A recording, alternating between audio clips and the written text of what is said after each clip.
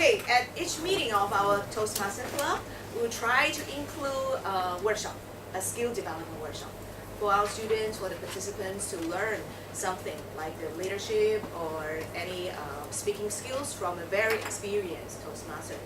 So tonight, we are very happy to have Leo, who created this website, to come and share with us how to begin, right? Beginning your speech, how to speak, begin our speech. Thank you, Leo. Just give me a second. Pick it up. Oh. And I have to open my file. Don't count me now.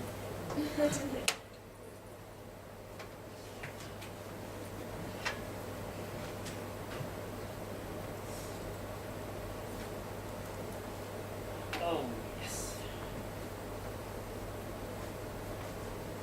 Good evening, guys and girls. Good evening. Very good, very good. Today I'm going to give you a small, tiny workshop about how to make an opening for your speech. Have you ever put some time really to think about how to open your speech? Or you just, whatever, I don't care. I just go to the content of the speech. But have you ever think of, or spend some time to polish, to open a little bit? Good. Actually, good opening is very, very important to making your speech successful and making your speech unforgettable. That's why. First of all, as a good opening, you need to somehow get the attention of the audience. Oh, today the meeting is rather short, only one speaker, I'm the second one. But in some meeting or some workshop or in some other lecture or seminar, you may be the fourth or the fifth speaker. Everybody, all audience are already getting tired, distracted, sleepy, hungry, for example. How to get the attention back to you? That's very important. Otherwise, you're wasting all your preparation. So getting attention of audience is important. I'm going to tell you how. I'm going to have some tips to share with you. But that's a very important key one. And introduce your topic. Introduce what you are going to say to your audience. Establish rapport. What is rapport? Grammarian, what is rapport? A report is a dialogue or engagement of your audience, asking questions to their engagement. Yeah, exactly. The engagement is not physical. It's not like touching you physically. It's establishing mental link, like eye contact, smile, support, communication, some sort of invisible linkage between human beings is rapport, because that makes people listen to you. And typically, your speech takes less than 5 minutes of your, the opening takes less than 5 minutes of your speech time. But by the way, before I come here, I joined a seminar in science park.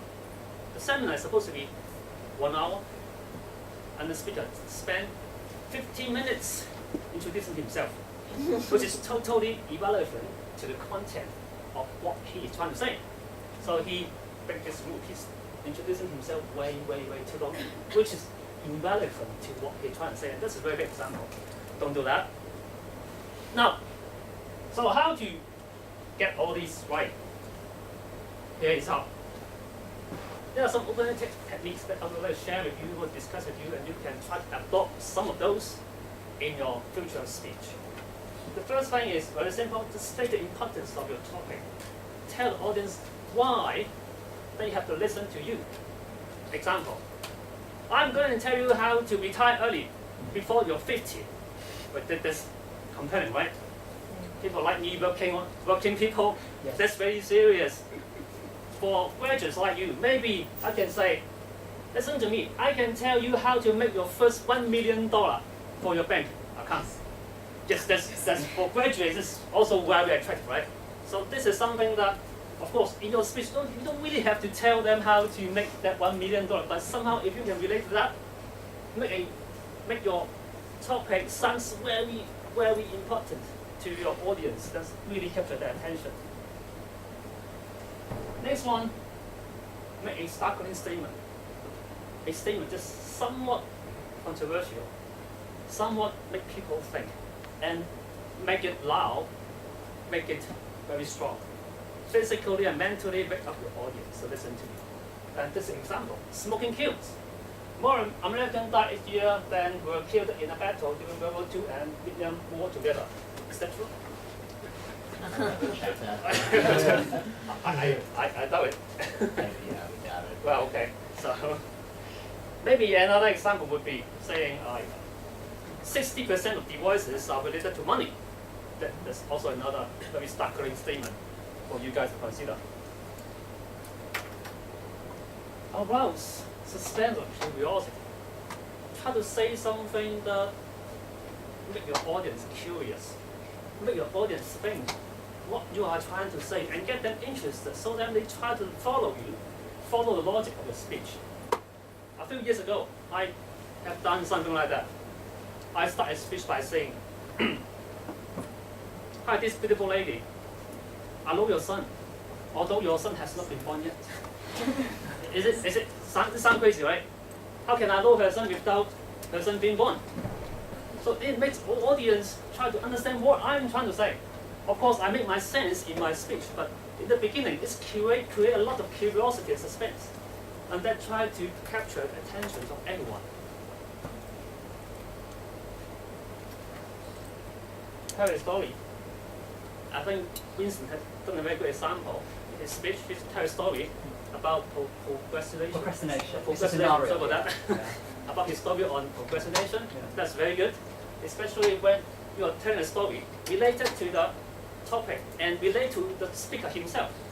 That's really nice to start a speech. If you have any questions, stop me, because I'm not giving a one-way speech. I can't communicate. I'll say rhetoric question. This is not really a question. This is a way of asking a question in a way of making a statement. You don't really have to answer that question. For example, do you know what to do if your child begins to choke, but I think you are too young to have a child? My example would be, what if tomorrow is the end of the world? What will you do today? That kind of stimulus you give to audience, try to make them think, try to make them follow your logic. So okay? Yes. Everybody with me? Yes. Okay, good. I have a bad habit of speaking too fast, so slow me down if you want to.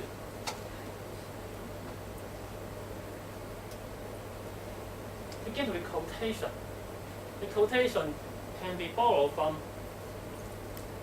some celebrities, from your family, your colleagues, from your classmates, your boss, or someone with authority. That makes your speech sounds more powerful, more convincing. For example, you can borrow some quotation, famous quotation from Steve Jobs. He said, "Stay foolish, stay hungry." That's a very famous quotation that you can use and apply to many different scenarios. For example, Einstein say, light is the fastest thing in the universe. You can really borrow some quotation like this from famous people. Or amuse the audience. Borrow a quotation from celebrities. For example, Alan Tam said, "Stay 25 all the time." I am 25 all the time. That kind of funny quotation can really, again, capture attention. Dramatized speech one. I'm sorry, I don't have an example on that, but again, this is what a quotation can do. Borrow someone else's speech, very short one, and how to make your speech more convincing and interesting, at least in the beginning. Capture everybody's attention. Okay?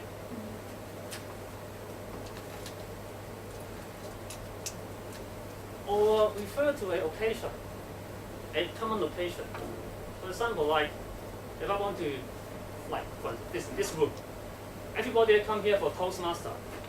It would be good if I can set up a common backdrop for everyone, using some sort of occasion, so that you collect a common interest of everybody, so everybody can listen to you carefully. For example, I can say when the Toastmaster is first formed, there was only 5 people. Well, of course, I'm not saying that we get 5 people, but just an example of so using common location. Everybody in this room may share some sort of common characteristics. Use that to really gather their attention and focus on your speech. Okay?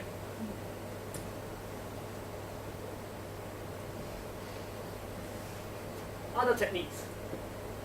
Humor. That's a difficult one. A few weeks ago, I heard a speech.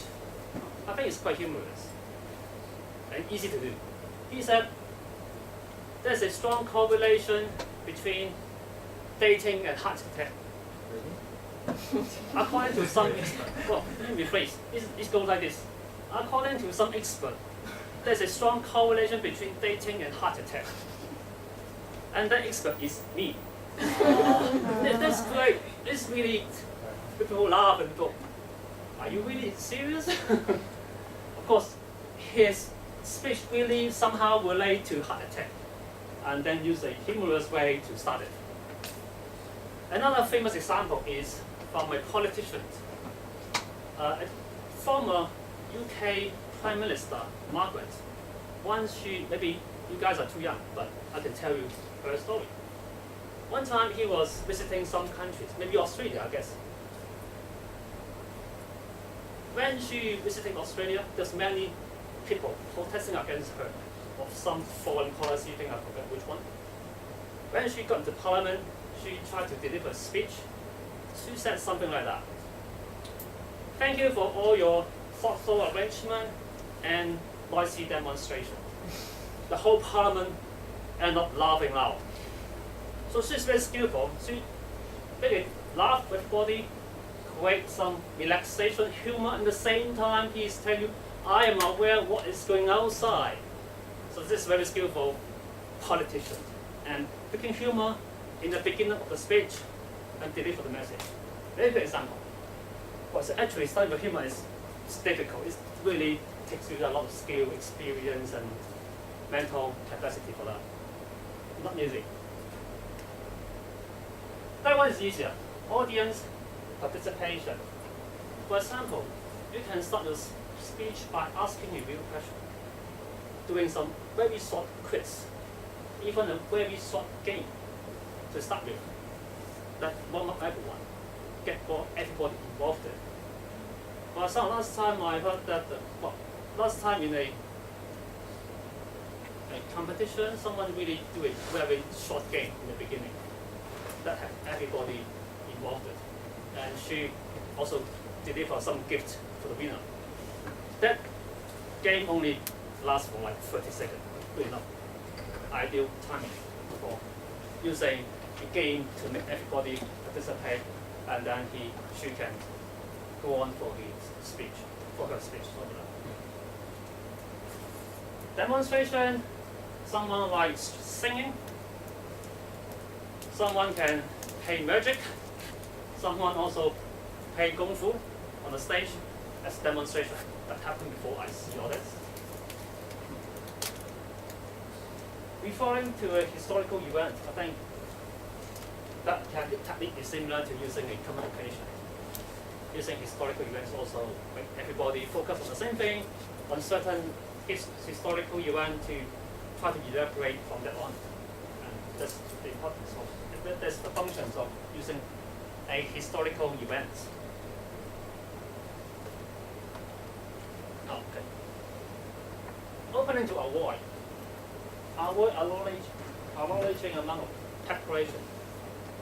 Some people, I saw them before, like when they deliver the speech, they really tell you, I have taken a day off and I spent my whole day working on it. I still haven't finished that yet, quite yet. I'm serious about the speech. But a bit too much. It's totally unrelated to her speech. How sure how long to prepare the speech is not quite valid, unless it's really related to the ideas of the speech. But be careful. Please try to avoid that. Acknowledge yourself for too many things. Or avoid being dull and boring, of course. That's need to be aware all the time. It's not just your beginnings, also your body conclusion has to be interesting, eye-catching. Avoid delaying mentioning the topic unless something looks contradictory to the point of using suspended curiosity. If you use suspended curiosity, that means you are not trying to tell the audience right now what you are trying to say. Instead, you are delaying what you are trying to say. You're trying to deliver your idea in the content of the speech instead of the beginning. So you have to make a very good balance. When you create curiosity, it's too curious, too suspensive, nobody understands you. Even come to the end of the speech, that's a problem. So if you create suspended curiosity, but still keep in mind, don't confuse the audience. Even though you want to delay telling you the topic, you still have to be conscious that you are not confusing everyone. Okay? Oh, conclusions. A dynamic beginning is essential for successful speech. I hope that I share some of the tips for you on how to start a good speech. You can pick and choose on whatever theme you have. Select the one that's somehow related to your theme and make your speech successful and more unforgettable. Thank you very much. Thank you so much, Leo, for your useful tips. I think everyone can try to use one of it to begin your speech when next time you deliver a speech or doing your presentation. So we are going to take 5 minutes break, okay? And let's get back to this room at 8 p.m., okay? And continue with the second part. Okay, thank you.